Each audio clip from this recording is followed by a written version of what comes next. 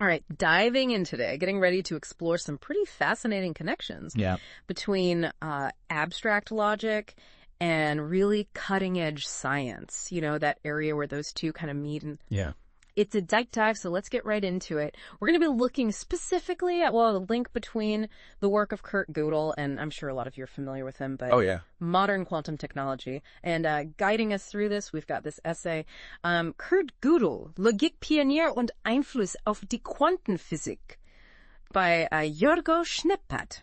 So, quite a mouthful, but a very insightful piece. Yeah, Schneeppert does a really nice job of laying it all out. How do the ideas of this logician, born back in 1906 in Brünn, how do they have such a resonance with something as practical and really kind of present as quantum physics? Yeah. And I think what Schneeppert does that's so great is he points out that Gödel became such a major figure so quickly. He was deeply involved with the Vienna Circle. I mean, when he was just a young guy, and by 25 he had already published his really mind-bending work on the uncompleteness theorem in 1931. So it's just wild to think about the impact of that. Like that one piece of work. I mean, I don't know if people really realize how kind of groundbreaking it was, and we're gonna get into that, I think. Yeah. But it's amazing to think about it. So our mission today, I guess, as we delve into Schneeppert's insights, is to really uncover how Gödel. I mean, his ideas were very abstract, mathematical, and philosophical. But they intersect, as Schneeppert lays out, with this really tangible world of quantum technology, and that's the part that I think is just, I don't know, so fascinating. So, let's unpack this a little bit. Let's just jump straight into it, I guess, with Gödel's famous uncompleteness theorem. I think for some of us, maybe who aren't steeped in mathematical logic, what's the core insight that we should be taking away? Yeah, the core insight is this. Gödel proved that within any logical system, powerful enough to describe basic arithmetic, there will always be true statements that simply can't be proven within that system. Okay. Using the system's own rules. So there are these truths out there that just you can't get at with the tools that you've got. Yeah, like it's like a game. Okay. You can imagine a game with a set of rules, right, but there might be true things about the game, right, that the rules themselves don't touch. Can't be used to figure out. Right. Yeah. Got it. So Schneeppert also points out, I think, that there are two key parts to this theorem, right? Absolutely. Like, it's not just about the unprovable truths. Right. So the first part is this kind of, it reveals the existence of these truths that lie beyond proof. Okay. Within a system. But then the second part, and this is the part that's maybe even more significant for understanding what Gödel did, is that a system can't prove its own consistency using its own internal logic. Oh, wow. So it can't, it's like trying to vouch for your own trustworthiness. Okay. Without any external validation. So it's like the system itself can't guarantee its own reliability. So, I mean, how in the world did Gödel even begin to demonstrate this concept? This is, I mean, Schneeppert mentions this idea of Gödel numbering. Yeah. What's the key takeaway for us there? Yeah, the key takeaway is that Gödel found a really ingenious way to talk about the system from within the system itself. Okay. So he developed this thing called Gödel numbering, which essentially assigns a unique number to every statement, every proof within a formal system. And this allows him to construct this self-referential statement. So it's like this statement that says, this statement cannot be proven within the system. Oh, wow. Okay. So it's like this clever trick of self-reference. That reveals a fundamental limitation. So he used numbers to like encode logic and then created like a logical paradox about the provability within that exactly numerical code. Wild. And it's really a profound insight into the limitations of even these really rigorous systems. And one of the things that Schneeppert emphasizes is that this wasn't just some kind of obscure mathematical finding. Right. The uncompleteness theorem, I mean, this sent shockwaves through the foundations of mathematics itself. I mean, David Hilbert, the famous mathematician David Hilbert, he had this very ambitious program to formalize, all of mathematics, on this kind of complete, consistent, axiomatic basis. And Gödel's work really showed that this ideal was fundamentally unattainable. So it just completely shifted our understanding of mathematics, of what we thought we knew. Absolutely. Yeah. And in the impact of it extent, Schneppat argues beyond just pure mathematics. It goes into, computer science, ideas of undecidability, problems that no algorithm can solve, philosophy, deeper discussions about, limits of human knowledge. I mean, it's like this one pebble that just creates these huge ripples. Yeah, it's true. So I think it's interesting because Schneppat then takes us from kind of this, logical mathematical world into the world of physics or more specifically, he focuses on Gödel's connection with Albert Einstein in Princeton. Yeah.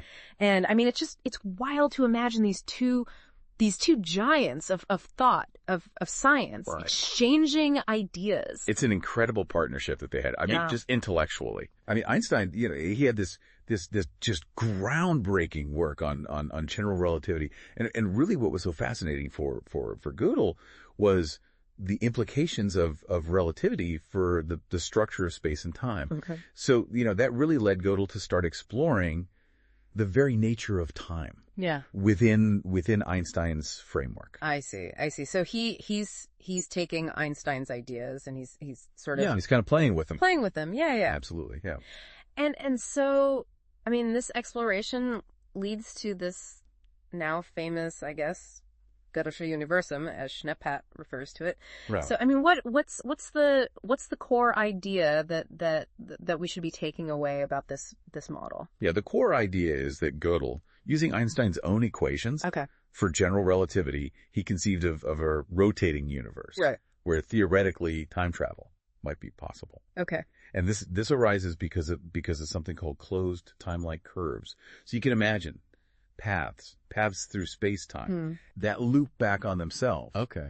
And potentially this looping back, allows for, a journey into the past. So it's a rotating universe where time travel could be a theoretical possibility. That's right. Yeah. It sounds like something out of science fiction, but it emerged from this logician who was just grappling with Einstein's physics. Absolutely. It's incredible. And Schneppat also touches on Gödel's philosophical perspectives on time itself. Oh yeah. So what was he thinking about there? Yeah, I mean, Gödel was influenced by these philosophical giants, people like Leibniz and Kant. Yeah.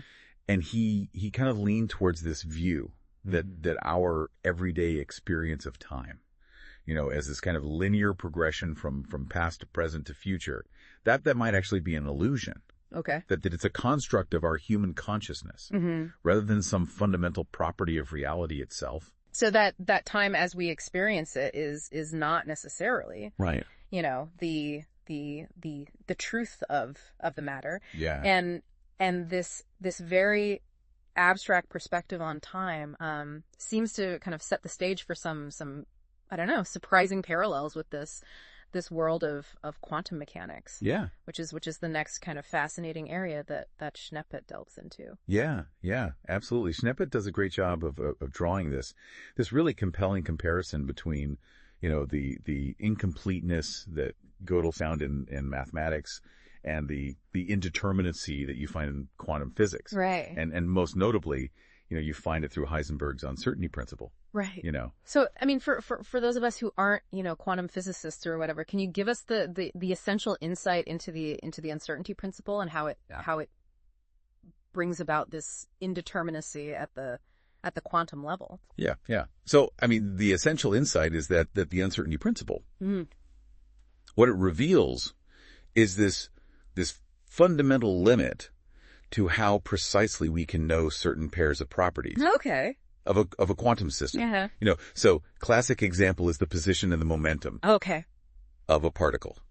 So imagine, you're trying to focus two lenses perfectly at the same time. Okay. Right? But the sharper you make one, the blurrier the other one becomes. Okay. Right? So mathematically, the more accurately you measure one of these properties, the less accurately you can know the other. So there's just this this fuzziness, like this built-in fuzziness. Yeah, there's a built-in limit to our precision. Yeah.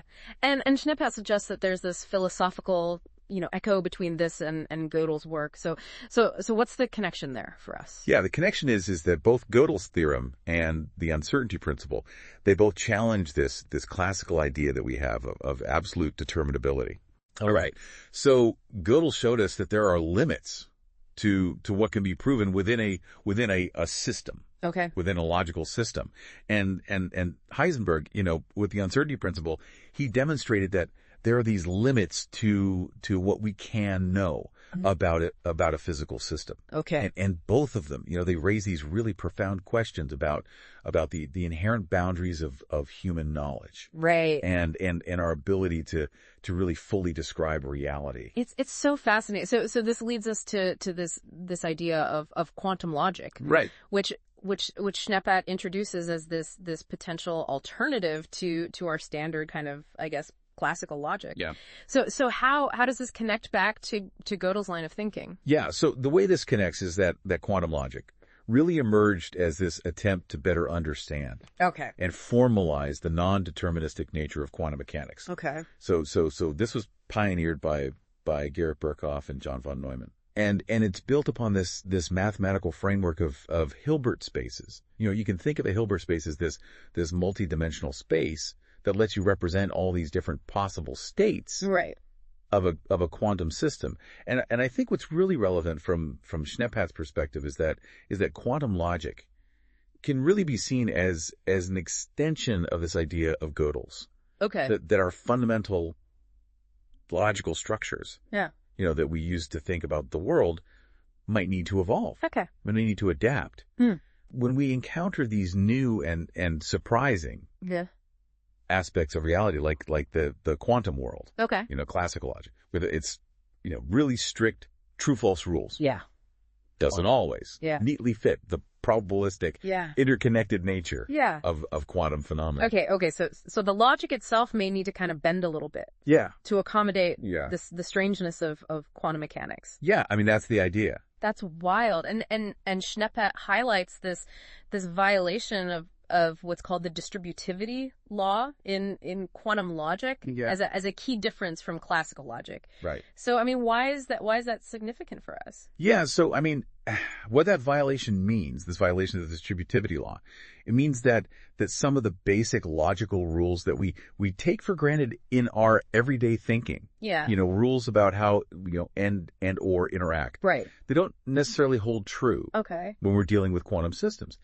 And this is because the act of measuring one property of a quantum system, can fundamentally affect other properties. Okay. And this leads to these logical situations that are just impossible in the classical world. Okay. So it suggests that the very fabric of logic, wow, it might be woven differently. Yeah. At the quantum level. So Schneppat then draws a connection between Gödel's thinking and this exciting world of quantum information. Right. Yeah. So how do these intersect? Yeah. I mean, so the intersection here is in considering the theoretical limits of what quantum computers might be able to do. Okay. So, Schneppat points out that even with the incredible potential of, qubits and superposition for parallel computation, you've got these powerful algorithms like Shor's algorithm for factoring large numbers or Grover's algorithm for searching these massive databases. There might still be fundamental problems that are they remain unsolvable. Yeah. And this kind of echoes, Gödel's findings. Yeah.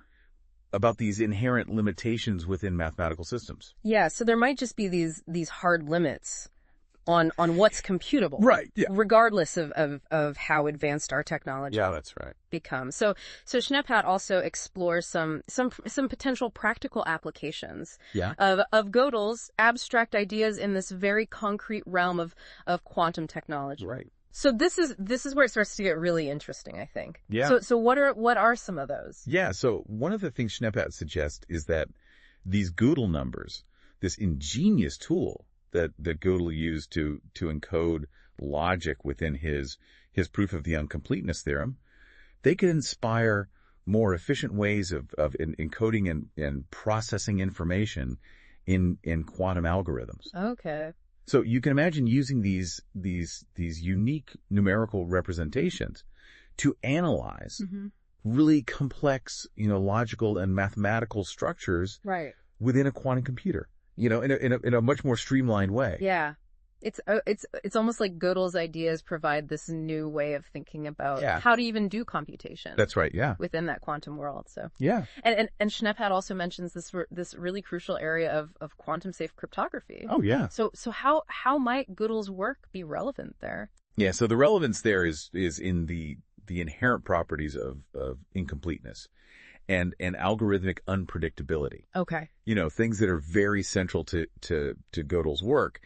And you could potentially leverage these properties to generate, highly unpredictable, but still deterministic cryptographic keys. Okay.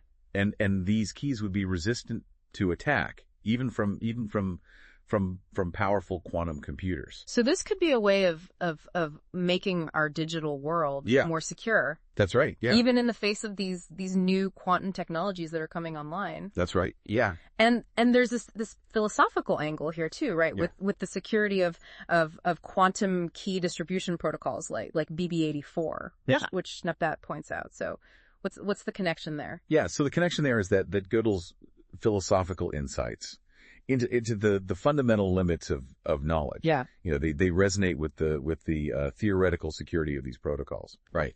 Because the very nature of quantum mechanics imposes these inherent uncertainties. Okay. And these uncertainties in turn limit what any eavesdropper could potentially know about the secret key being exchanged. So it's almost like Gödel is I mean, it's very indirect, but it's almost like he's influencing the very way we think about how to secure communication. Absolutely. In this quantum age. Yeah. That's fascinating. And Schneppat also brings up this burgeoning field of quantum machine learning. Yeah. So how might Gödel's ideas play a role there? Yeah. So the role there could be in shaping how we design quantum algorithms for machine learning. Okay. Because Gödelian logic really grapples with these ideas of uncertainty, the limits of provability. Okay. And so this could influence the development of algorithms that are just better equipped to handle the probabilistic nature of quantum computation and even to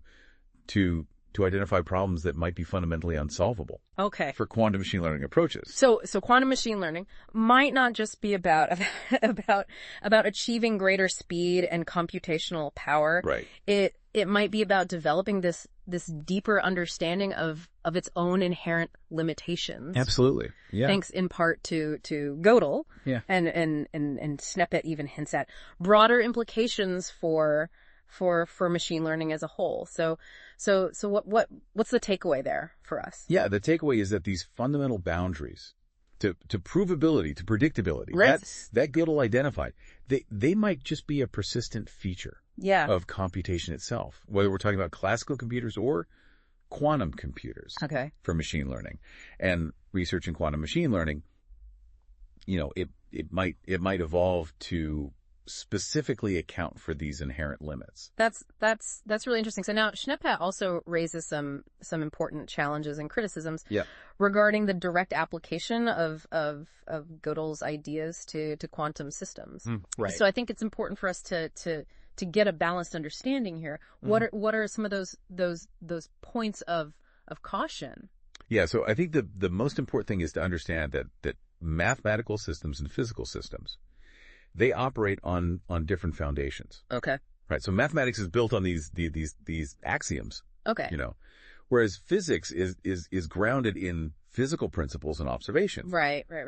And so there's this ongoing discussion about how directly Gödel's theorems, which are mathematical truths, can be applied to the physical reality that's described by quantum mechanics. So it's not just a straightforward kind of one-to-one mapping. Exactly. And the analogy that we've been drawing between, mathematical incompleteness and physical uncertainty. Right. Like Heisenberg's principle. Yeah. Schneppat cautions us it's not a perfect one-to-one mapping. So what's the key difference there for us? Yeah. I mean, the key difference is that Heisenberg's uncertainty principle has this very clear physical origin, Okay. rooted in the nature of quantum measurement itself. Okay. So while there might be these really intriguing philosophical parallels with Gödel's work, Yeah. the underlying mechanisms are fundamentally distinct, Okay. you know?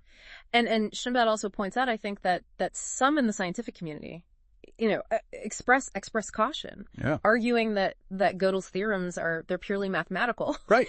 and that we need to be careful, not to overinterpret them or force connections where they might not genuinely exist in the physical world. So what's the main concern there for us? Yeah, the main concern is that there's this risk of oversimplifying these really complex scientific concepts by relying too heavily on analogies. So while Gödel's work can offer these really valuable insights and these kind of metaphors, right? It's essential to avoid just assuming, a direct equivalence between mathematical limitations and physical limitations, right? Without rigorous justification. Yeah, we don't want to get carried away, right? However, I think Schneeberg also notes that there's this counter argument. Yeah. That Gödel's work can still provide a valuable, lens for thinking about inherent limits. Oh, yeah. In any scientific endeavor, yeah. including quantum computation. Right. So what's the value there for us? Yeah, I mean, the value is that Gödel's work can really serve as this powerful reminder. Okay. To consider the fundamental boundaries of what we can achieve. Yeah. In quantum technology. Right. Right. So it encourages us to really think critically about the limits of our knowledge and the potential for these unforeseen limitations in even the most advanced computational systems. So finally, Schneeberg kind of looks to the future, right? Exploring potential avenues of research that are informed by Gödel's ideas. Right. So what are some of the exciting possibilities that he highlights? Yeah. So, I mean, I think Schneeberg suggests that future research could really delve much more deeply into the fundamental limits of quantum computation. Okay. Right? Explicitly using Gödel's work as this conceptual framework. Okay. Right. And there's also potential for further refining quantum logic and exploring its applications, in areas like secure communication and advanced cryptography, all with Gödel's insights in mind. So it's really about using these very abstract, almost philosophical ideas to guide very practical research and development in this very new field. That's right, yeah. That's so fascinating. And it sounds like Schneeberg really emphasizes the growing importance of interdisciplinary collaboration. Yeah. As we move forward in this field. So why is that crucial? Yeah, I think it's crucial because the continued advancement of quantum technology and the exploration of its connections to these foundational ideas like Gödel's. Right. It requires a really strong interdisciplinary effort. Okay. Bringing together the expertise of mathematicians. Yeah. Computer scientists. Right. And physicists. Yeah. Gödel's own work. Yeah. It beautifully exemplifies this kind of cross-disciplinary thinking. Absolutely. And ultimately, as Schneeberg reflects, Gödel's legacy, it really teaches us about these inherent limits of human knowledge. Yeah. And this understanding should really guide the responsible development and the ethical application of quantum technology. So as we bring this deep dive to a close, we've explored how this profoundly abstract work of Kurt Gödel, this true giant of logic and mathematics, offers these surprising and thought-provoking parallels with this very concrete and rapidly evolving field of quantum technology. Yeah. And I mean, I think we owe a lot of this to Jorgo Schneeberg for his insightful analysis. Yeah, absolutely. And while mathematics and quantum physics, they operate in very distinct domains. Yeah. Gödel's ideas about the inherent limits of formal systems and the fundamental boundaries of knowledge. Yeah. They provide a really, really valuable framework through which we can understand both the immense potential and the inherent limitations of quantum computing. Right. Of quantum cryptography. Right. And even of quantum machine learning. Yeah, yeah. And as Jorgo Schneepatt, I think eloquently argues Gödel's legacy. You know, it encourages us to engage in this critical examination of the very foundations and limitations of our scientific models. And this is a particularly vital exercise in the fast-paced and often bewildering world. Yeah, it's true. Of quantum technology. Yeah, and I think what's so great about Schneepatt's essay is that it emphasizes this idea that the exploration of these seemingly disparate fields